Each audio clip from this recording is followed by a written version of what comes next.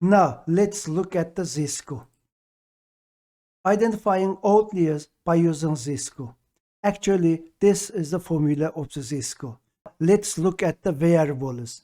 First, we have capital X. Capital X represents the value of the specific feature. Then we have mean here, mean of that specific feature. Then we have standard deviation here, standard deviation of that specific feature. Namely, by using this formula, we are calculating the z-score. Now, let's look at the formula carefully. First, we have here a kind of distance. Namely, we have here a subtraction. Let's say we have a data point in the feature, then we just calculate the mean. Therefore, this subtraction gives us a distance from a data point to the mean. Then that distance divided by the standard deviation. Namely, this gives us a distance from a specific data point to the feature mean is how many standard deviation. Namely, the distance from a data point to the mean of that feature is measured by using the standard deviation. Therefore, that distance equal to how many standard deviation. In other words, we can say that the z-score is a statistical measure that tells us how many standard deviations a data point is from the mean. I repeat again, we have a data point, then we have calculated the mean. Therefore, this subtraction is calculating the distance from each data point to the mean. Then that distance divided by the standard deviation, actually this gives us how many standard deviations a data point is from the mean. In other words, let's say we have a distance here. For example, we just say that this is a distance. Therefore, this subtraction equal to 10. For example, the standard deviation value is equal to, at that time, 10 divided by 2 is 5. Namely, this distance is 5 standard deviation. Namely, this distance is measured in terms of standard deviation. This is the real meaning of z-score. Therefore, this is very important and this is very interesting measure. Therefore, by using this measure, we can differentiate or we can identify outliers. During the z-score calculation, we need to define a threshold to determine whether a z-score indicates an outlier. For example, we just calculate the z-score. Then, is this z-score is indicating an outlier? In order to know that, we need to define a threshold. Based on that threshold, namely comparing that threshold with the z-score values, we can determine outlier value. Then, when calculating z-score for a data set with multiple numerical features, the mean and the standard deviation are calculated separately for each feature, not across all features. Z-score is feature-based. This is because z-score normalization is performed on a feature-by-feature basis to standardize each feature independently. Namely, this is a kind of standardization because we just calculated the standard deviation and this distance is divided by this. Therefore, this is a kind of z-score normalization. We call it z-score normalization. Therefore, z-score normalization is feature by feature based. Meaning is for each feature, we are calculating the mean separately. We are calculating the standard deviation separately. Now, let's move to the coding session. See an example. Actually, in order to save time, I already prepared that code. Now, I just copy the code and paste it here. Then I will explain the code line by line. I just paste it here. This is the code I just prepared. Now, let's see the code line by line. In the first step, I just imported two libraries, pandas and display. I used pandas to create data frame. I will use this display in order to display data. In the step 2, I just create a dictionary with these values. Then, based on this dictionary, I just created a data frame. Let's look at here. We have this kind of items here. Most of the items between 10 and 15. Please note that I have a value here 100. This 100 is far large from other values. Namely, can we identify this value or not? I am intentionally added this kind of large value here. Namely, I added an outlier here. Then in the step 3, I just calculated the mean and the standard deviation of this feature. I have this feature, I just calculate the mean, then I just calculate the standard deviation, and this is the mean, this is standard deviation. Now let's see, we have data sets here, namely this is the data set, for example, or this is the feature, then we have calculated mean and standard deviation. Now we can use the formula.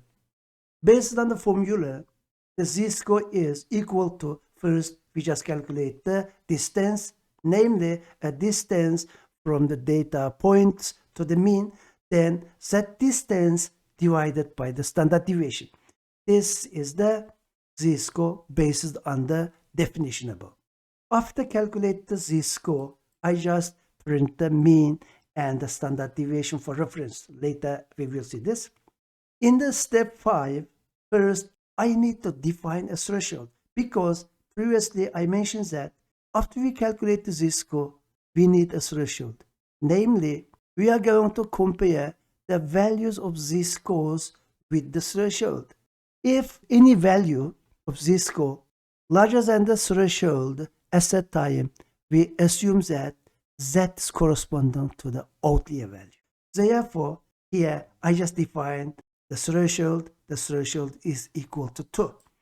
For example, in the real world scenario, we are defining the threshold based on our experience, based on our user case to define threshold.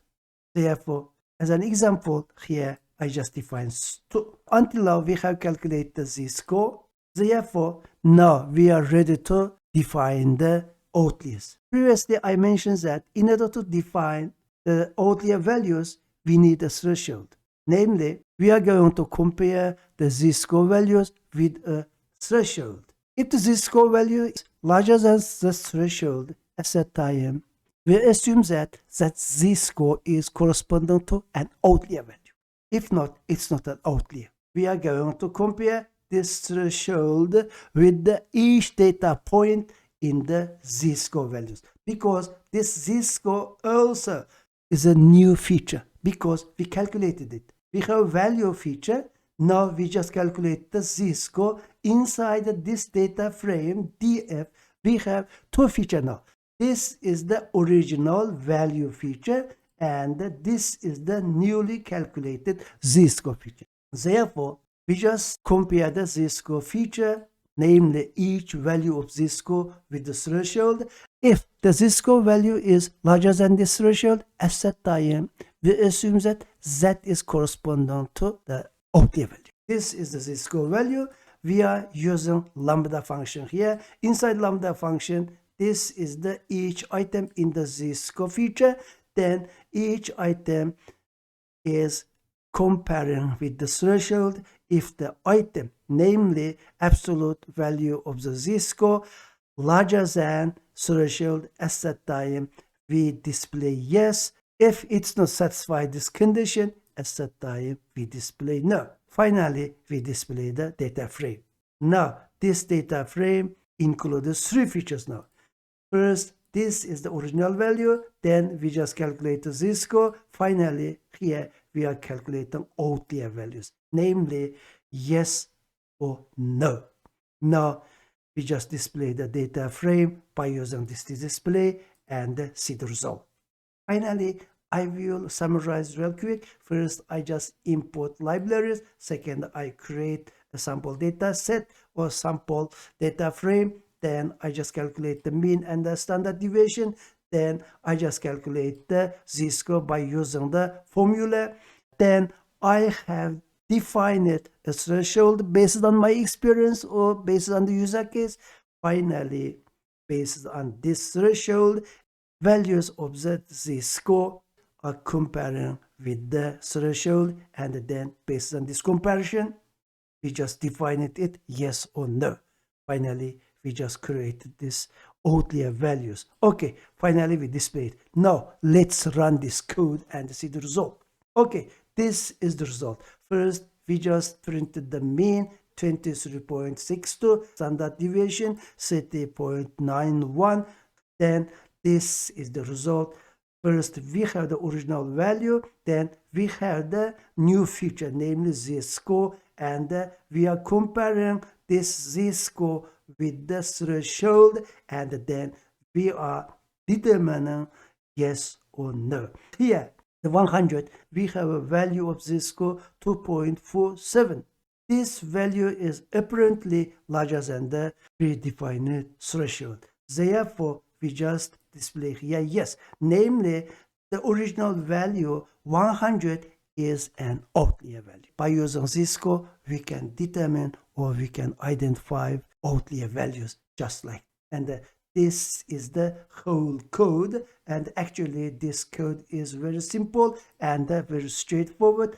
Therefore, if we have a large data set with several numerical values at that time, by using this method, we can calculate z-score values which larger than the predefined threshold. Namely, we can display the outlier values.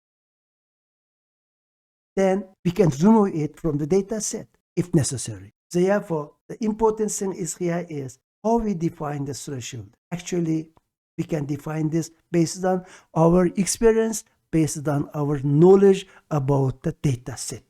Therefore, in the following section, we will see a method. In that method, we can statistically define the outlier is very easily.